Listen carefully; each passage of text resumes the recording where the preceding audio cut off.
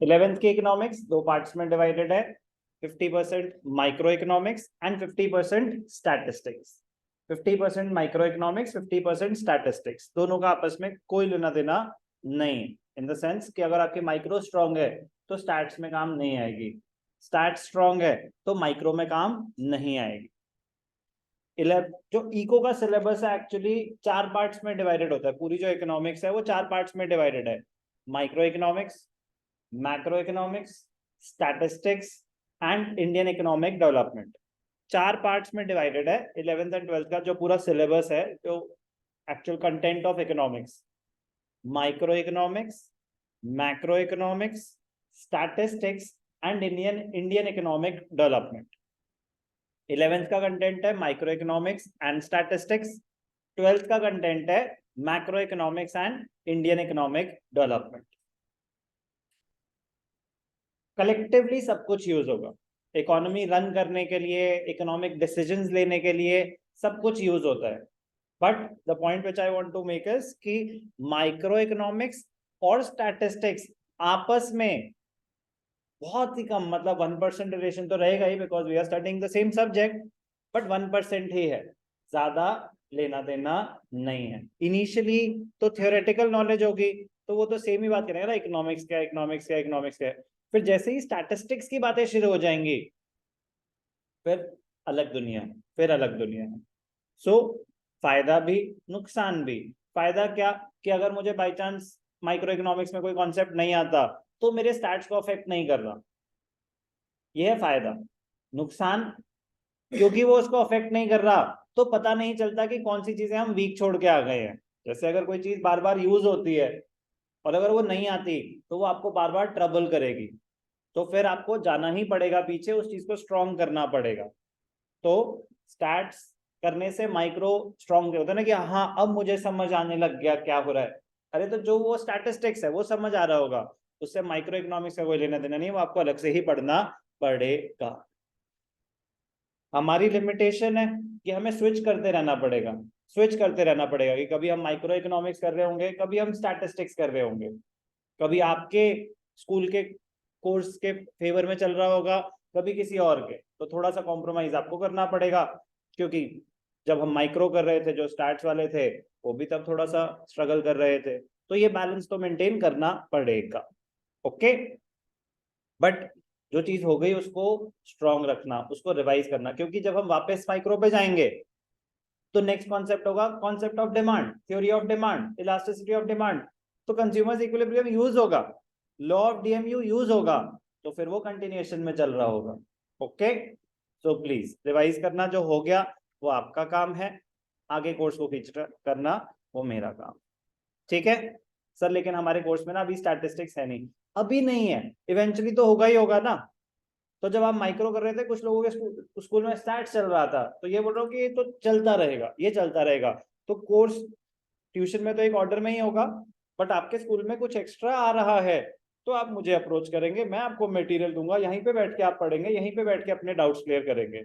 कुछ एक्स्ट्रा करना है वो आपने मुझे अप्रोच करना है टाइमली, ये नहीं कि एग्जाम से एक दिन पहले सर ये भी आ रहा है, फिर मैं बोलूँगा कोई बात नहीं बेटा, ऑल द बेस्ट, यही बोल सकता हूँ। लेकिन आप एक हफ्ते पहले बोल दोगे तो जो भी कॉन्सेप्ट, मतलब जितनी जल्दी बोल दोगे उतना इजीली, उतने अच्छे से वो चीज कवर कर पाएंगे। टोटल सिलेबस इवेंचुअली सबका सेम रहेगा, बट ऑर्डर 11th में सबका अलग अलग हो सकता है।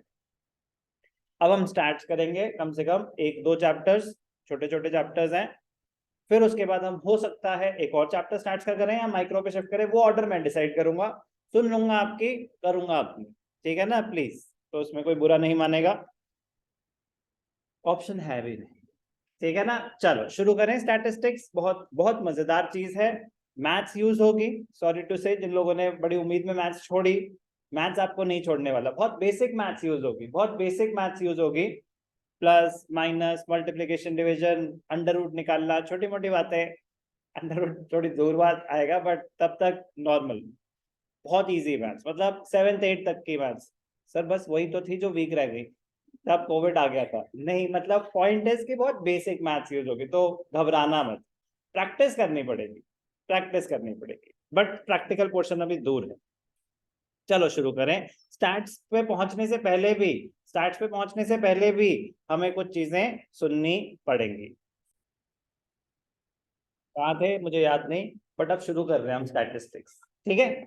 बट स्टैटिस्टिक्स स्टार्ट करने से पहले, हाँ थे, स्टैटिस्टिक्स स्टार्ट करने से पहले बेसिक इंट्रोडक्शन फिर से वो बताएंगे क्या है इकोनॉमिक्स। पता है हमें, हम पढ़ चुके हैं इंट्रोडक्शन टू, कोई बात नहीं, उन्होंने बेचारों ने इतने दिल से लिखा है, थोड़ा सुन लो उनकी भी, क्योंकि यहाँ पे थोड़ा सा मतलब स्लाइटली डिफरेंट डेफिनेशंस भी आएंगी।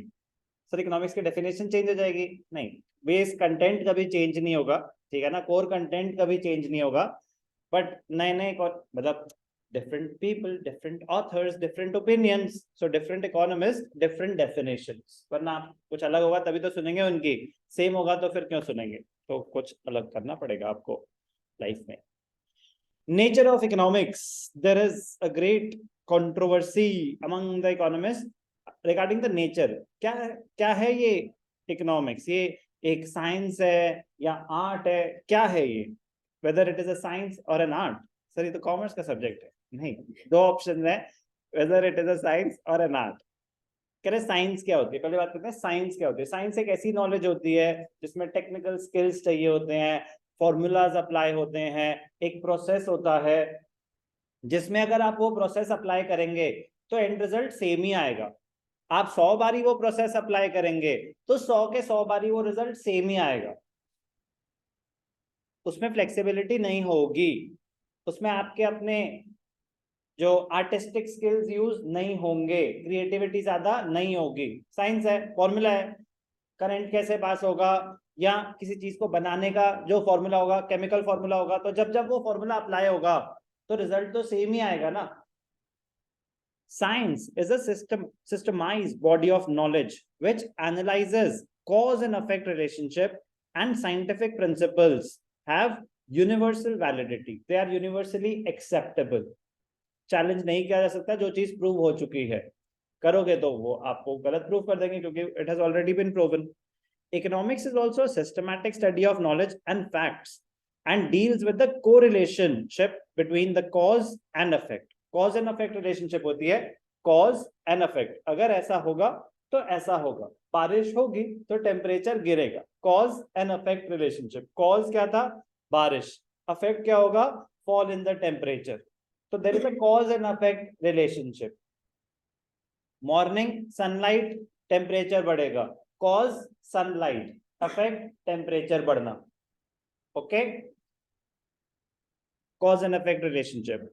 Moreover, all the laws of economics are generally universally accepted despite these similarities between economics and science।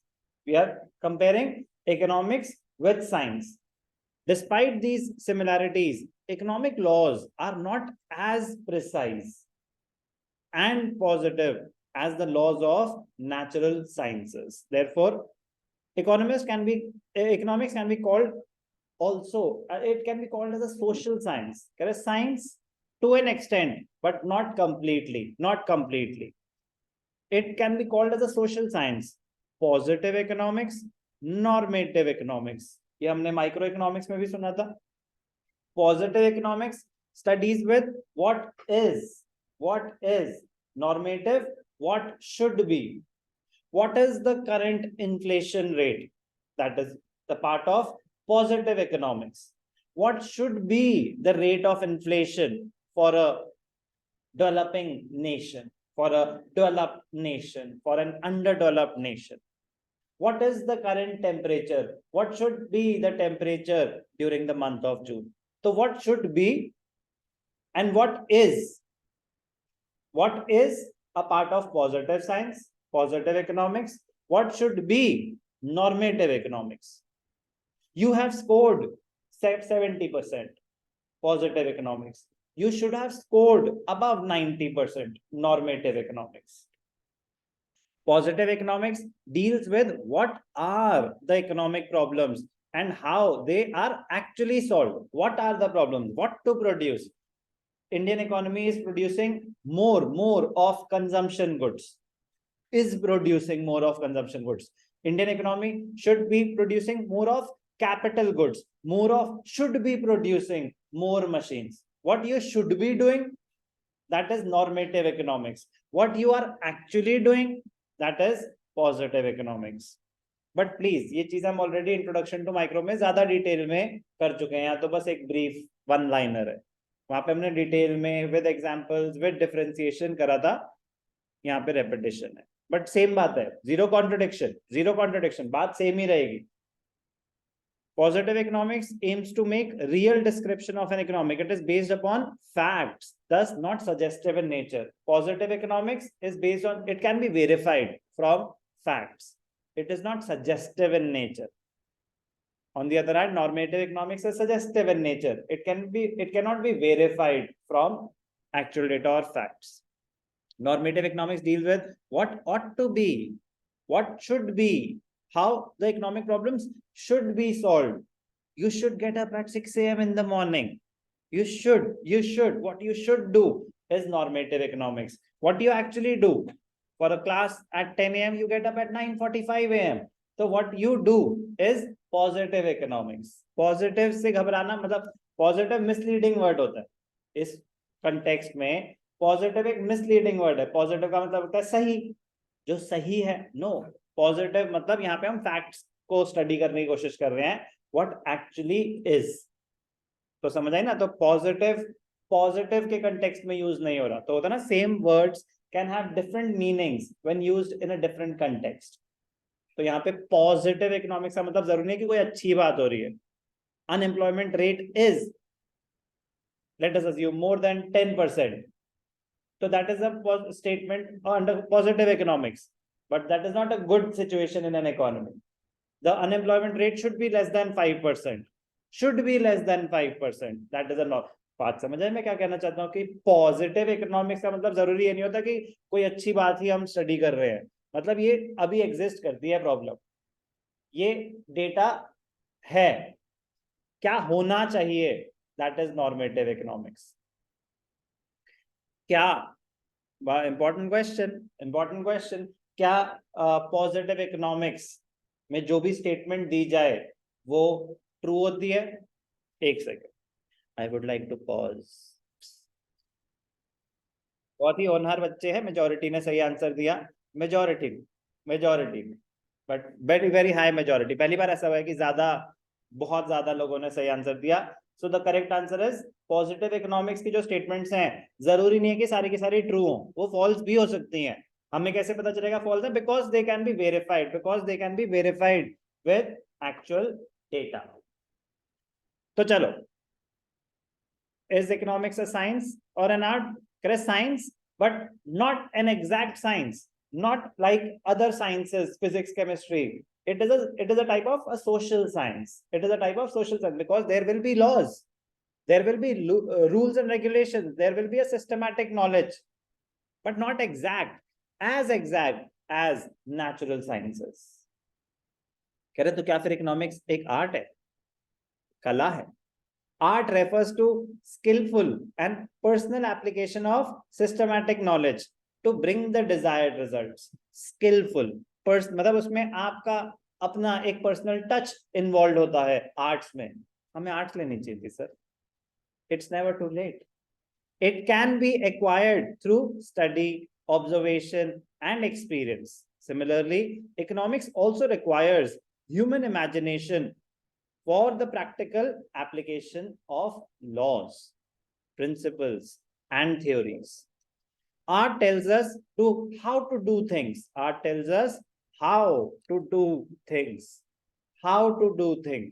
is, how to achieve an objective. कैसे करना है? कह रहे दिमाग लगाओ, आपकी पर्सनल जजमेंट है कैसे करना है. Economics is also used for achieving a variety of goods.